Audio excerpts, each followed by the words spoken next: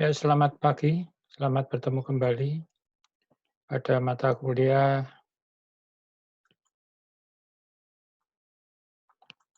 metode penelitian.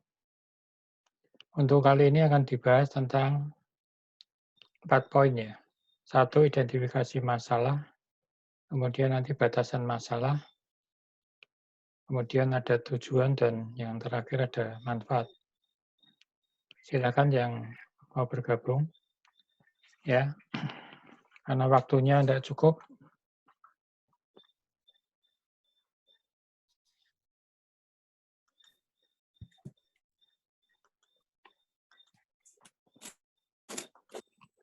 Ya, Randy Elsa Putra, silakan bergabung. Selamat pagi, Saudara Randy. Ya, kita lanjutkan lagi ya.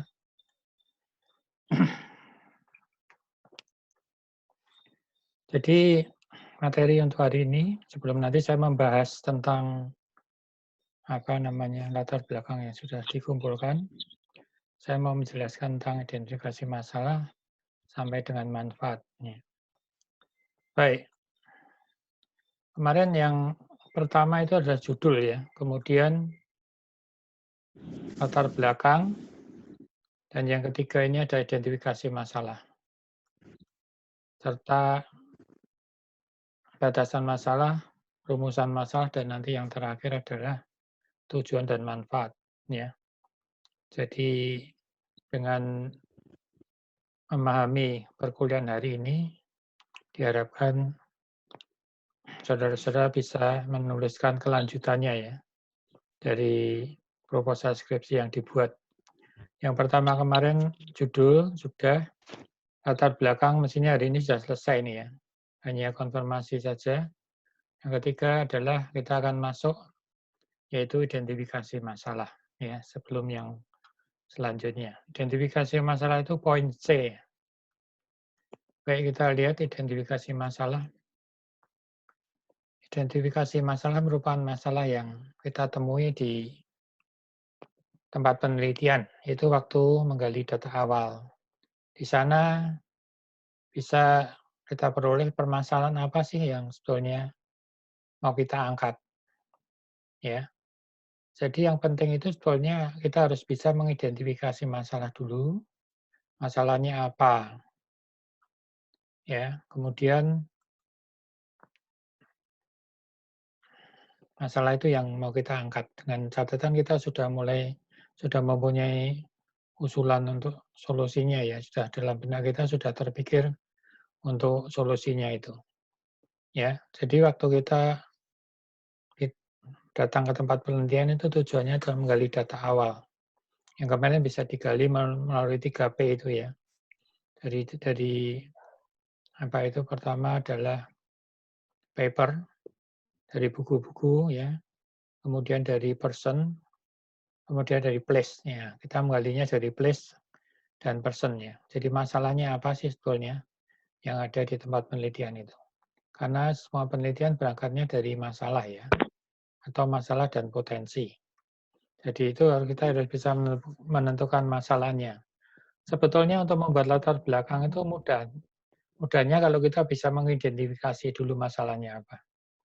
Karena apa? Karena poin penting di latar belakang itu adalah permasalahannya itu apa yang mau kamu angkat. Itu ya. Itu yang penting. Nah, caranya bagaimana? Caranya kita identifikasi dulu. Apa sih masalahnya itu? Jadi identifikasi masalah itu mungkin tidak hanya satu masalah ya. Ada 2 atau 3 masalah yang kita angkat, yang nanti akan kita berikan solusi untuk diselesaikan. Ya. Lanjut, kemudian identifikasi masalah itu ditulis dengan kalimat yang sederhana, ringkas gitu, maksud ringkas ya. Tapi sudah menggambarkan poin masalahnya. Jadi pada umumnya ditulis dalam bentuk kalimat sebab akibat.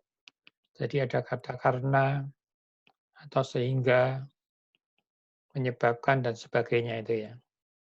Jadi ada kata itu. Jadi ada satu pernyataan, kemudian karena, misalnya ya. Misalnya di kelas itu pintunya tidak tertutup rapat. Maksudnya waktu dikatupkan pintunya itu masih ada lubang itu. Itu masalah atau tidak? Ya masalah. Kenapa masalahnya? Ya kalau malam ada nyamuk yang bisa masuk. Dan yang kedua masalahnya ada apa? Hawa dingin AC bisa nerobos keluar ya. Itu masalah gitu. Seperti itu. Jadi permasalahan tuh seperti kita memotret ya. Yang kita kelihatan tuh apa? Misalnya suatu tembok dipotret apa namanya? Lubang ya, bekas atau retak gitu ya. Itu masalah itu. Kita potret kan retak itu. Tapi kita tidak bisa ngomong, oh itu belum diperbaiki oleh tukang. Itu mau diperbaiki tukang belum. Perbaikan tukang itu adalah solusi. Masalahnya itu retak, kalau tidak segera diperbaiki bisa roboh gitu loh. Ya. Jadi seperti itu. Kita harus bisa mengidentifikasi masalah itu harus jelas. Dan masalah itu harus real, jangan di real ya, jangan dibuat-buat. Kalau dibuat-buat ya nggak cocok nanti. Ya, pasti solusinya juga nggak sesuai. Kemudian apa yang ditulis dalam identifikasi masalah itu juga sebetulnya ringkasan ya, ringkasan dari permasalahan di latar belakang. Jadi harus nyambung. Nggak bisa nanti kamu nulis identifikasi masalah tapi di latar belakangnya nggak terkait sama sekali, nggak ada benang merahnya, itu salah. Yang betul itu gini ya, jadi sekali lagi. Pertama untuk penulisan latar belakang itu, untuk permasalahannya ya, itu nanti kamu nunggu dulu. Nunggu ya, nunggu apa namanya, nunggu dari identifikasi itu diidentifikasi dulu intinya gitu ya. Diidentifikasi dulu baru di apa namanya nanti di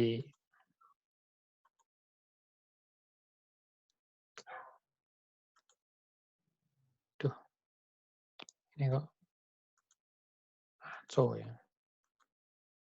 Jadi saya ulangi lagi.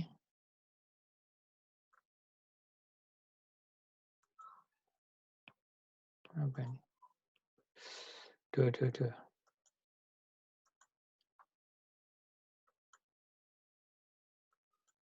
Bentar ya, kok bisa putus ini. Bentar ya, saya kok bisa. Oh ya ini ya. Jadi saya share lagi.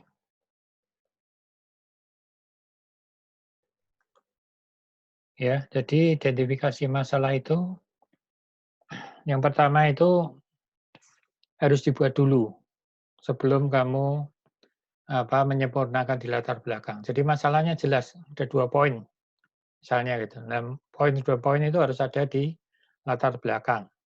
Ya nanti akan saya beri contoh. Kemudian harus ditulis dengan kalimatnya ya, sebab akibat. Dengan ada kata karena di sana. Terus harus nyambung dengan latar belakangnya. Baik, kita lanjutkan. Nah ini contoh ya, contoh.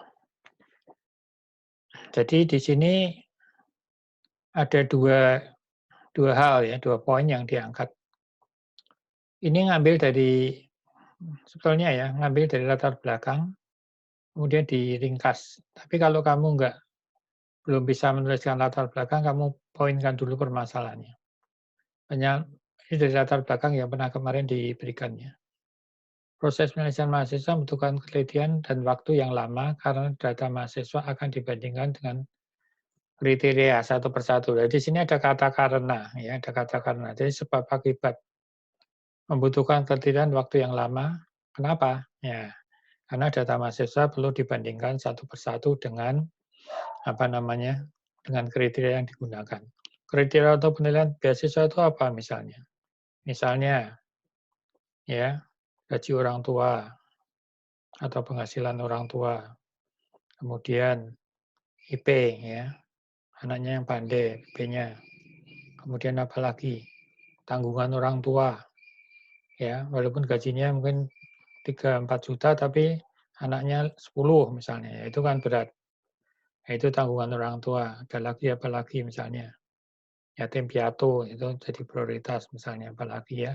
Itu ada kriteria-kriteria yang harus dibuat itu. Nah, kalau satu-satu harus dibaca, dibandingkan dan sebagainya itu membutuhkan waktu yang lama. Oleh karena itu masalah gitu loh. Ya. Jadi itu jadi masalah kalau harus menyeleksi satu persatu itu. Padahal kemarin jumlah mahasiswanya itu ada 80 orang.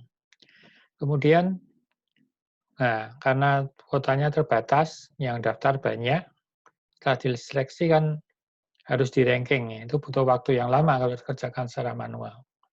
Makanya di dalam skripsi ini dikerjakan dengan cara menggunakan metode Fasi SAW itu ya, untuk membantu bisa menyeleksi atau meranking sesuai dengan kriteria yang ditentukan dengan cepat itu.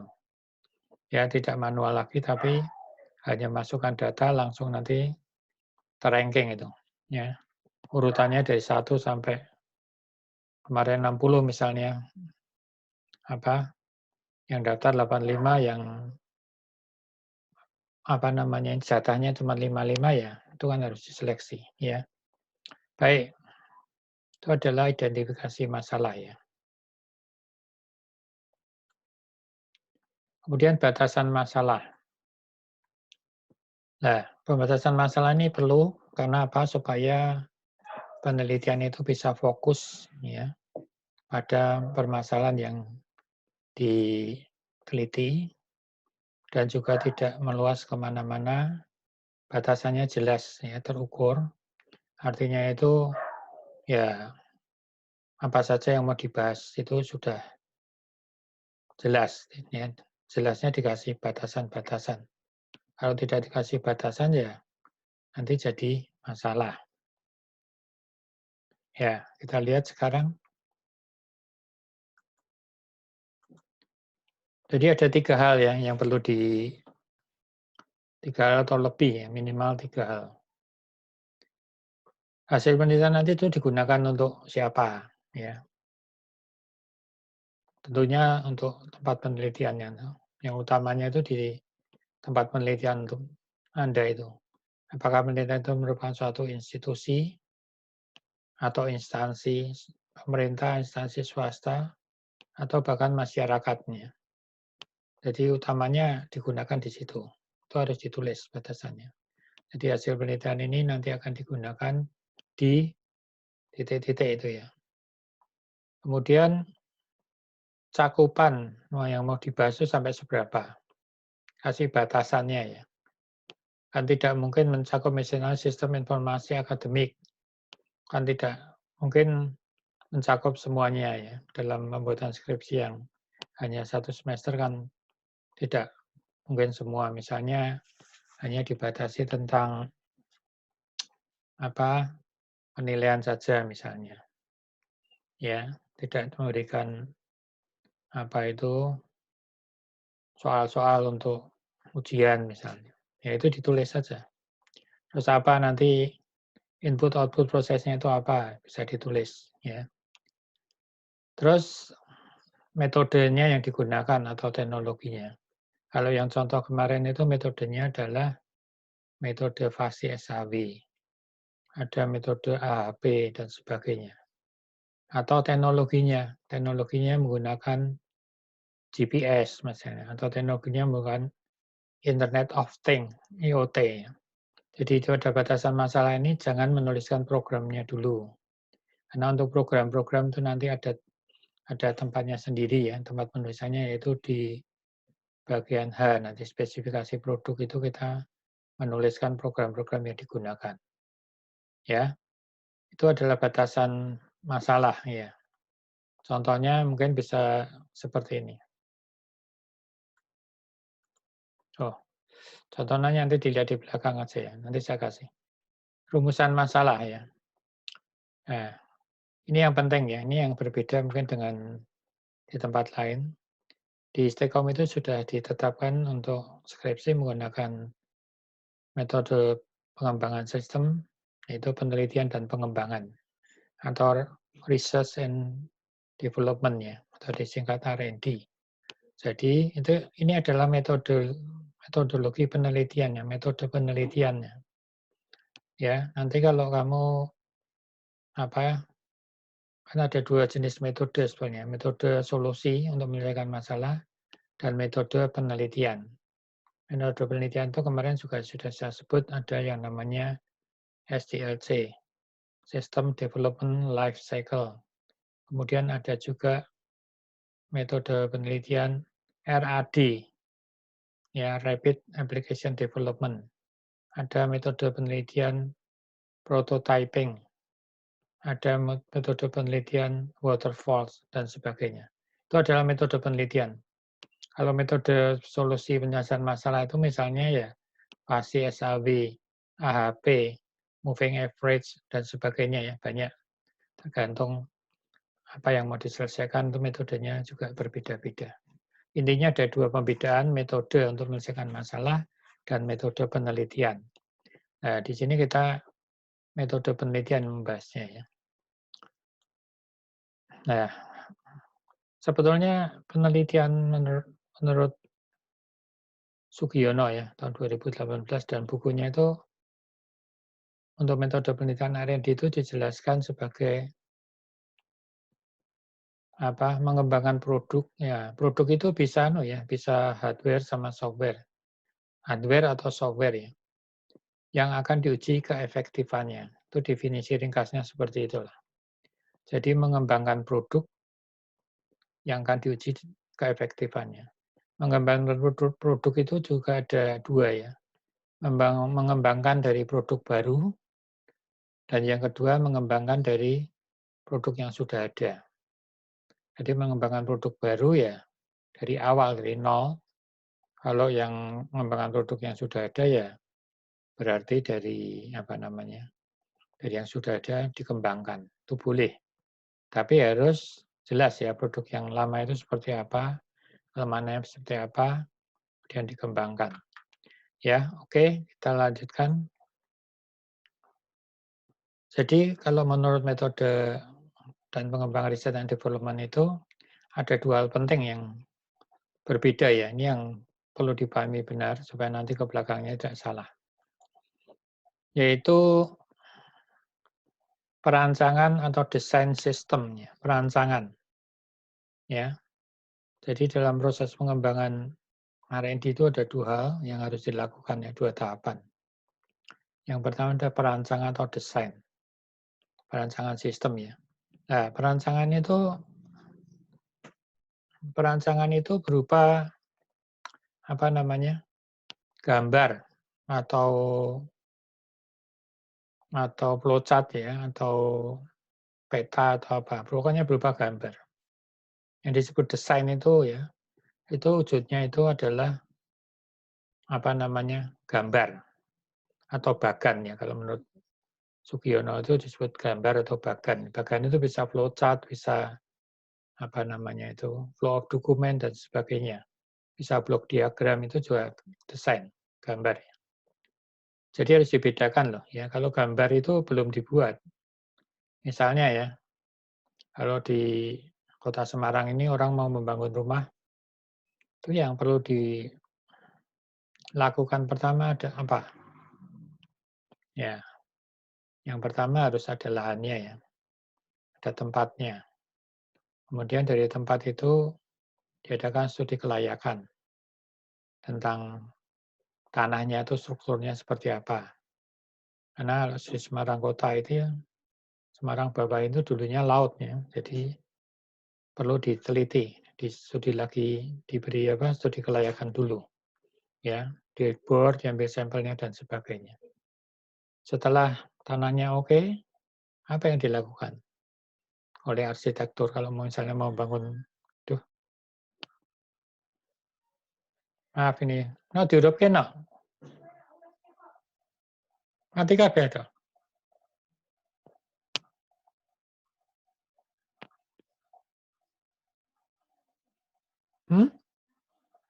Waduh.